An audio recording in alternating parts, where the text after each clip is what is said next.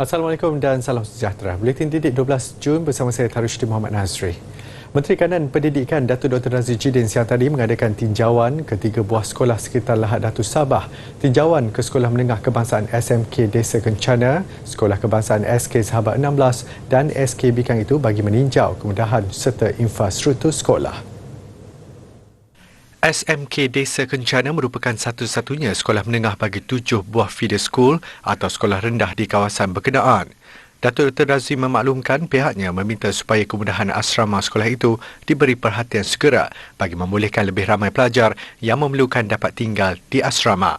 Manakala bagi SK Sahabat 16 pula, kemudahan perabot dan bekalan elektrik sekolah antara perkara yang diberi perhatian. Ini bagi membolehkan kapasiti sekolah digunakan secara optimum. Datuk Dr. Razzie kemudiannya ke SK Bikang yang terletak lebih 1 jam perjalanan dari Felda wilayah Sahabat. SK Bikang merupakan sekolah luar bandar dan beroperasi sejak tahun 1963. Susulan tinjauan itu, pihaknya berpendapat bangunan bilik darjah sekolah itu perlu dibaik pulih untuk memberi keselesaan kepada murid mengikuti sesi pembelajaran. Sekolah berkenaan juga diperuntukkan RM14.65 juta bagi tujuan pembinaan bangunan gantian. Pembinaan tahap keyakinan pelajar perlu dibentuk bermula daripada peringkat awal persekolahan. Tanpa pendedahan yang jitu, pelajar yang bakal memasuki alam dewasa akan bersifat pasif dan rendah diri apabila berdepan dengan masyarakat. Pelbagai pendekatan dapat dilakukan dalam membentuk keterampilan dan sasiah pelajar, antaranya dengan memberi peluang kepada pelajar dalam aktiviti pementasan teater. Selain mencukil bakat dalam bidang lakonan, peluang itu dapat menonjolkan kemahiran pelajar untuk berkomunikasi di hadapan khalayak dengan penuh keyakinan tanpa sebarang rasa malu dan rendah diri. Ia diakui oleh 20 murid dari 3 sekolah di Melaka, iaitu Sekolah Kebangsaan SK Air Keroh, SK Lesong Batu dan SK Convent Infant Jesus CIJ. Mereka bertuah apabila diberi peluang terbabit dalam teater muzikal Alibaba yang dipentaskan di panggung Seri Jabatan Kebudayaan dan Kesenian Negara JKKM Melaka di Air Keroh. Murid tahun 5 dari SK Air Keroh, Muhammad Danish Muhammad Yusri, awalnya agak gemetar ketika berlakon di hadapan ratusan penonton. Namun rasa gemetar itu hilang sedikit demi sedikit, sebaliknya timbul keyakinan untuk berkomunikasi di atas pentas. Sebenarnya saya tak minat pun pementasan teater ni sebab saya takut depan TV ke, macam depan orang ramai saya takut. Selepas ayah saya beritahu macam mana teater, macam mana berlakon, alhamdulillah lah saya pandai berlakon. Sejak saya memang saya masuk atas pentas saya dah takut. Tapi tiba-tiba je bila saya berdiri atas pentas, saya pandang semua orang. Saya tiba-tiba saya rasa macam tak takut lah. Yalah macam tu. Saya rasa berani tiba-tiba. Saya ada tiba-tiba dekat diri saya. Perasaan sama dikongsi 2 murid tahun 4, Miza Zaharah Abdul Hakim dan Nora Sofia Muhammad Zakwan Hakim dari SK Lesong Batu Alur Gajah dan SK CIJ Bandar Hilir. Rasa malu sedikit demi sedikit dikikis selepas mereka diberi tunjuk ajar untuk menunjukkan bakat masing-masing. Sebenarnya mak saya masuk dulu. Lepas tu mak saya paksa saya masuk. Jadi saya rasa macam malu-malu. Lepas tu saya masuk juga. Lepas tu mula-mula saya malu dulu. Lepas tu tiba-tiba saya terasa macam berani. Saya sebenarnya takut tau nak berlakon apa semua, tapi saya dah biasa. Saya dah menari, pergi show. Itulah yang buat saya berani. Sebenarnya saya takut, saya tak confident. Pengarah teater berkenaan Lokman Ghani ketika ditemui menjelaskan pembabitian pelajar dalam pementasannya bukan bertujuan menjadikan mereka sebagai pelakon. Sebaliknya, penampilan pelajar cilik itu sebagai salah satu proses pembelajaran ke arah mempertingkatkan kemahiran dalam pengucapan umum di hadapan khalayak. Teater itu bukan sahaja dia menjadi satu menjadi satu untuk berniat menjadi pelakon. Kami mendidik supaya anak-anak ini pada akhirnya akan berani berdepan dengan masyarakat, berdepan dengan penonton, berdepan dengan dengan apa sekalipun, kerana yang paling penting akhirnya confident level dia bila bertutur, bila bercakap di khalayak ramai, dia mempunyai daya yang menarik. kan. Kerana bagi saya lakonan itu salah satu adalah kerana hilang rasa malu, belajar bagaimana nak berhadapan dengan penonton. Itu penting ya. Sebagai anak-anak saya kata dia orang ni perlu kita didik. Selain pelajar, teater muzikal Alibaba yang diadaptasi dari filem Allahyarham Tan Sri P. Ramlee itu turut menampilkan 3 pelakon terkenal iaitu Datuk Jalaluddin Hassan, Aziz M. Osman dan Najwa P. Ramlee. Turut menyaksikan pementasan teater berkenaan Esko Pendidikan, Sains dan Teknologi Negeri Datuk Rais Yassin. Kita lihat tadi pelakon yang tadi adik tadi tu 2 orang daripada salah seorang yang menjadi pelakon utama juga saya kira yang menjadi sarjan tadi tu. Itu juga adalah anak sekolah. Jadi saya rasa ini dan beliau kelihatan adik itu langsung tidak gugup. Jadi ini perlu kita terapkan lagi pementasan ini. Saya sempat berbincang tadi dengan Encik Loman untuk kita lihat bagaimana boleh berkolaborasi lagi.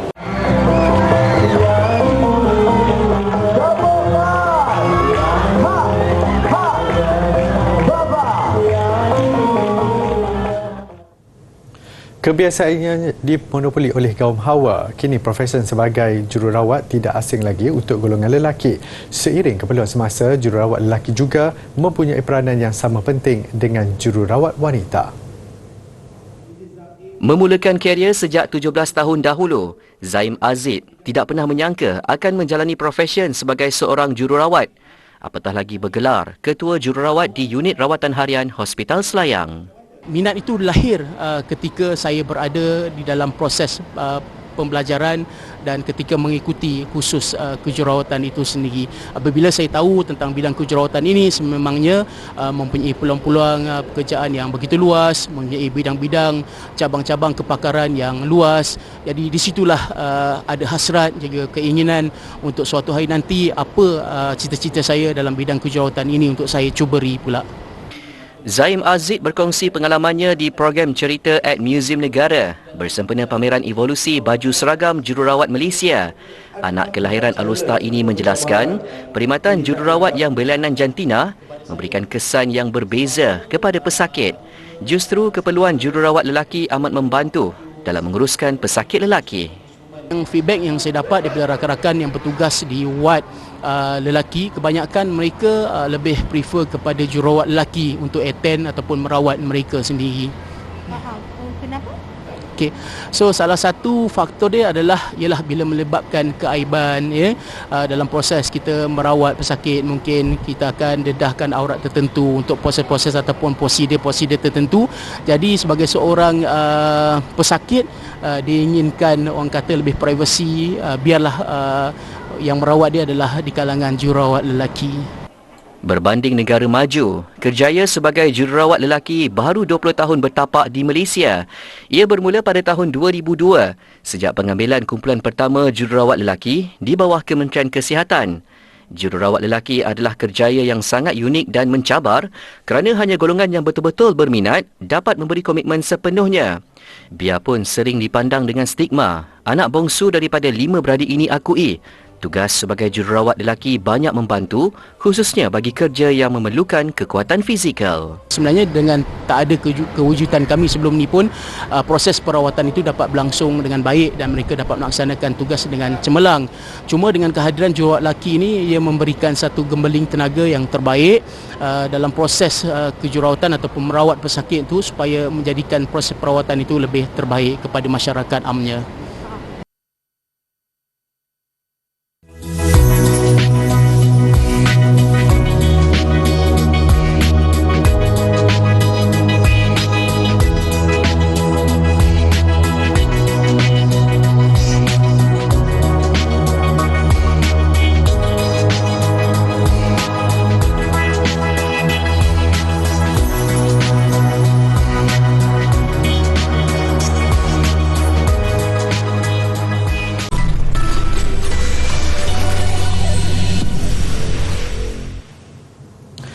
Sebagai usaha menanam minat sekaligus mendedahkan pelajar kepada bidang seni, Galeri Seni Tuanku Nur Zahirah Gestures dan Ronald McDonald House Charities RMHC menganjurkan program Raikan Senyuman.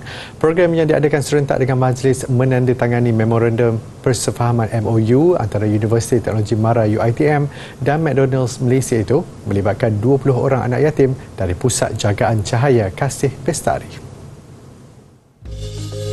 Menurut Fellow Hal Ehwal Kurator Gestures, Nuriza Arzan, program itu merupakan antara tanggungjawab sosial korporat CSR Gestures membabitkan pelajar terutama daripada keluarga golongan berpendapatan rendah B40 dan yang berkeperluan khas. Antara aktiviti yang dilakukan sepanjang program itu ialah mencanting batik. So daripada canting batik tu dia boleh keluarkanlah dia punya bakat tu sebab dia punya dia punya penjaga dia memang ada mention yang kanak-kanak ni memang suka melukis. So yang datang ni pun memang adalah yang memang minat melukis. Tambahnya, program itu turut dibantu oleh 20 orang pelajar dari Fakulti Pengajian Seni Lukis dan Seni Reka dan Fakulti Sains Gunaan UiTM. Bagi Nur Idayu Alisha Nur Azli, minatnya dalam mencanting batik sedikit sebanyak mendorongnya menyertai program Raikan Senyuman. Menurutnya, ini peluang terbaik untuk beliau dan kumpulan anak yatim terbabit mendalami ilmu mencanting apabila dapat melakukannya secara fizikal. Sebab mencanting batik ni satu teknik yang agak mudah untuk kuasai.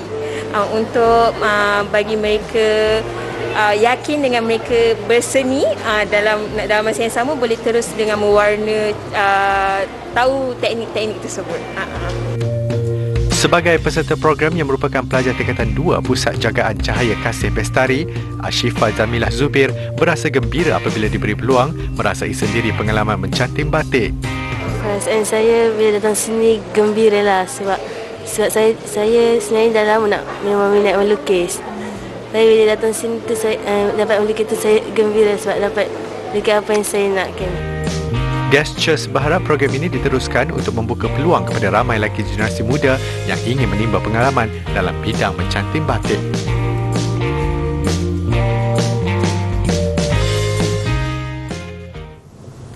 Bijak mengatur aktiviti Perpustakaan Negara Malaysia PNM muncul antara pempamer paling mencuri tumpuan di Pesta Buku Antarabangsa Kuala Lumpur PBAKL 2022. Sejak mula diadakan pada 3 Jun lalu, PNM sentiasa mempelbagaikan aktivitinya khusus bagi menguji minda pengunjung. Antara aktiviti itu termasuk silang kata Jawi, mari membaca manuskrip Melayu, kenali Malaysiana, kuis literasi media dan maklumat LMM dan mewarna. Tujuan aktiviti ini dilakukan adalah untuk menarik minat pengunjung PBAKL 2022 sekaligus memberi manfaat kepada adik-adik sempena cuti sekolah. Menurut Pengarah Perkhidmatan Korporat PNM, Suhaila Abdul Rahman, matlamat itu tercapai apabila sambutan yang diterima amat menggalakkan. Sejak hari pertama, pengunjung memang bertambah setiap hari. Ya, sehingga setakat ini memang dah hampir berapa ribu, saya rasa 9,000 lebih yang berkunjung ke Perpustakaan Negara. Jualan kita pun memang melebihi jangkauan lah, Alhamdulillah. Setelah 2 tahun tak terlaksana. Ya, memang berharap agar diteruskan sebab kita tengok para pengunjung memang tak putus-putus lah datang kan. Setiap hari saya rasa mungkin lebih 1 juta lah pengunjung selama 10 hari ini dan ia mesti diteruskan sebab koleksi buku fizikal ni masih diperlukan oleh pengguna kita. Tambahnya, pihak PNM turut menerima pelbagai maklum balas positif daripada ibu bapa. Bagi Rahani Muhammad Said, aktiviti yang disediakan sangat membantu dalam mengisi masa lapang anak-anaknya. Jadi sekurang-kurangnya aktiviti masa lapang mereka tu terisi dan mereka tidaklah macam orang kata main gadget saja. Jadi sesuai datang ke Pesta Buku kali ini dan meluaskan aktiviti seperti ini. Sebalik dia duk main gadget tu, kita rasa aktiviti macam ni lagi menarik lah, lagi membuka minda untuk mereka lah. Kita harap ini buat setahun sekali kan, mungkin boleh buat 2 kali setahun pun okey lah. Kita rasa memang bagus lah untuk kanak-kanak, untuk ibu bapa pun. Kita di samping kanak-kanak datang tu, kita pun boleh cari buku juga kan. Itu kita rasa satu program yang begitu menarik lah. PBAKL 2022 berakhir hari ini.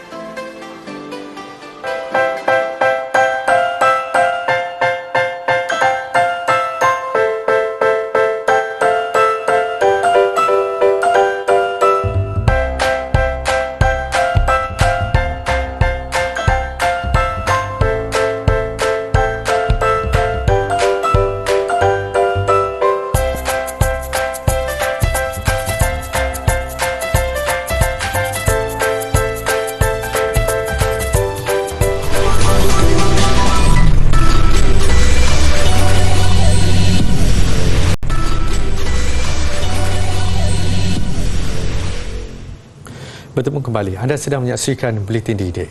Usaha untuk merancangkan semula industri pelancongan di Kelang Selangor dalam fasa peralihan ke endemik diteruskan dengan kaedah suai kenal atau familiarisation lokasi setempat di daerah itu. Program itu disasarkan kepada golongan pelajar orang muda dan penduduk setempat daerah Kelang.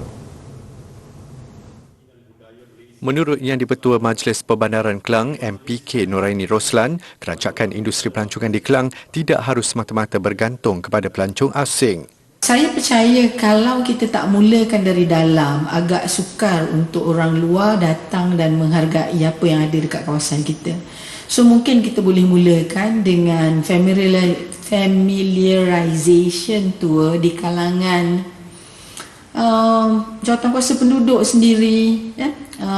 Anak-anak sekolah membawa kepada destinasi-destinasi yang boleh kita siarkan di media-media sosial untuk mengundang orang luar pula datang. Penggunaan kaedah suai kenal lokasi pelancongan setempat kepada penduduk tempatan diharap dapat memberi nafas baharu kepada industri pelancongan di Kelang. Noraini berkata lagi, mencapai matlamat ini, agensi kerajaan daerah Kelang, swasta, NGO, agensi penggiat seni warisan dan budaya, hotel, media dan pengurusan sistem pengangkutan perlu berganding bahu. Antara produk pelancongan yang dipromosikan di Kelang termasuklah Royal Kelang Heritage Walk, Tanjung Harapan, Jalan Tengku Kelana atau dikenali sebagai Little India dan Pulau Ketam. Noraini ditemui selepas merasmikan Bengkel Pembangunan Pelancongan Daerah Kelang 2022. Seperti yang sedang dialami sebahagian daripada kita, perubahan iklim menyebabkan penduduk di kawasan pantai Britain dalam dilema. Hakisan pantai menyebabkan kediaman mereka semakin tidak selamat untuk diduduki. Sebuah kediaman di tebing West Sussex, Eastbourne, Britain antara yang terancam dengan perubahan iklim. I guess you realise that it is eroding and that, we are losing our landscape because it is disappearing into the sea, and actually you don't imagine that you see it in your lifetime. Ketua Alam Sekitar United Kingdom James Bevan berkata perubahan iklim memberi kesan kepada komuniti pantai. Beliau menjangka kenaikan paras air laut memaksa beberapa penduduk di kawasan pantai berpindah. Apatah lagi keadaan diramal menjadi semakin buruk dalam jangka masa panjang. Sebelum ini sebahagian penduduk Fairborn di Welsh diarahkan berpindah. Langkah diambil selepas kajian oleh pihak berkuasa mendapati Fairborn adalah kawasan komuniti pantai pertama di United Kingdom berisiko tinggi mengalami banjir susulan perubahan iklim. Pegawai Kerajaan United Kingdom berkata Fairborn sudah tidak lagi selamat diduduki menjelang tahun 2054. Menurut laporan agensi Alam Sekitar United Kingdom, seorang daripada 6 penduduk negara itu berisiko berdepan kesan hujan lebat atau kenaikan paras air laut menjelang tahun 2026.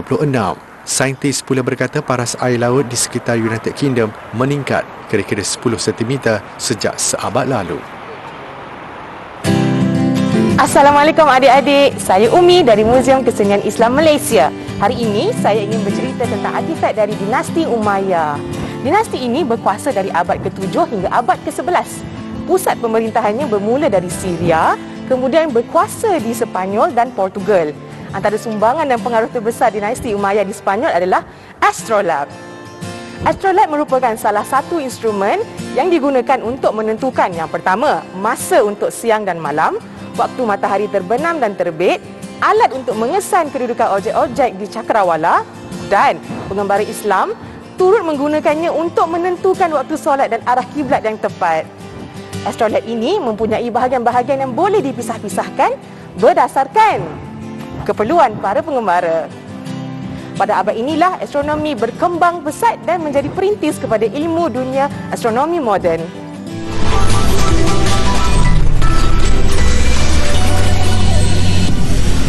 Sukan.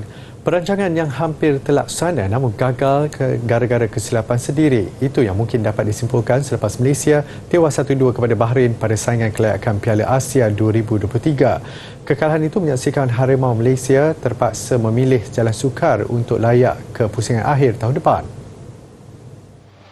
Beraksi dalam keadaan padang yang becak nyata memberi kelebihan buat Harimau Malaya ketika Bahrain tampak sukar menyesuaikan diri. Malaysia pantas melancarkan beberapa gerak bahaya sebaik sahaja wisa permulaan. Bahrain yang menduduki ranking ke-89 dunia kental bertahan untuk kedudukan tanpa jaringan pada 45 minit pertama. Selepas rehat, Malaysia mengekalkan rentak agresif menggasak lawan. Hasilnya pada minit ke-54, Stadium Nasional Bukit Jalil tambah gamat apabila Muhammad Sumareh membolosi gawang Bahrain. Ia berpunca daripada hantaran lintang pemain pertahanan Ahmad Huzaimi P yang bijak disempurnakan Sumareh menewaskan penjaga gol Syed Muhammad Abbas. Bagaimanapun, kegembiraan puluhan ribu penyokong Malaysia tidak lama. Kealpaan benteng pertahanan 3 minit kemudian membuka ruang buat Ali Abdullah Haram menjaringkan gol penyamaan Bahrain. Hasrat Malaysia untuk meraih sekurang-kurangnya satu mata lebur apabila Bahrain dihadiahkan sepakan penalti pada minit ke-81, susulan kekasaran yang tidak seharusnya dilakukan ketua pasukan Farizal Malyas. Penyerang gantian Bahrain Abdullah Yusof Helal tidak berdepan masalah menyempurnakannya untuk memastikan kemenangan 2-1 Bahrain.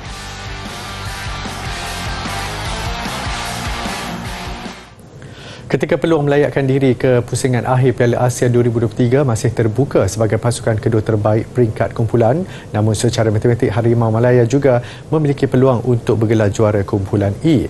Syaratnya Bahrain tewas kepada Turkmenistan pada perlawanan akhir peringkat kumpulan pada Selasa ini, manakala Malaysia mesti mengalahkan Bangladesh.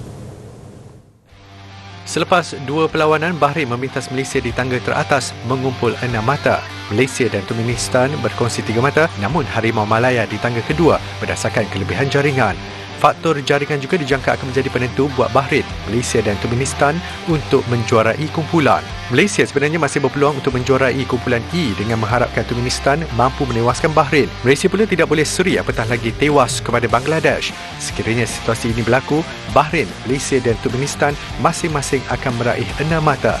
Pasukan yang memiliki jaringan besar akan bergelar juara kumpulan dan layak ke pusingan akhir. Dan jika itu pun tidak berlaku, Malaysia masih boleh layak jika muncul antara 5 daripada 6 pasukan terbaik daripada kalangan naik juara setiap kumpulan.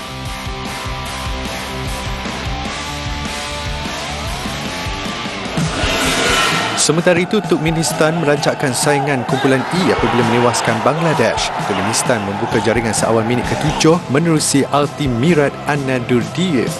Bagaimanapun, Bangladesh bangkit melawan apabila Muhammad Ibrahim menyamakan kedudukan 5 minit kemudian. Turkmenistan yang tewas 1-3 kepada Malaysia pada aksi pertama menjaringkan gol kemenangan menerusi Arslan Mirat Amam Miradovic Amanau pada minit ke-77. Turkmenistan kini menduduki tangga ketiga kumpulan, manakala peluang Bangladesh ke pusingan akhir tertutup apabila tewas 2 kali berturut-turut. Dengan itu, sekian berita untuk malam ini. Menutup tirai Buletin Didik, saksikan bakat sebuah keluarga di Changsha, China dalam membuat persembahan wayang kulit. Mendakwa sudah terbabit dalam aktiviti itu selama 4 generasi. Kemampuan mereka terselah apabila mereka juga mampu mengukir dan mewarna setiap watak dalam persembahan wayang kulit mereka. Assalamualaikum dan salam hormat.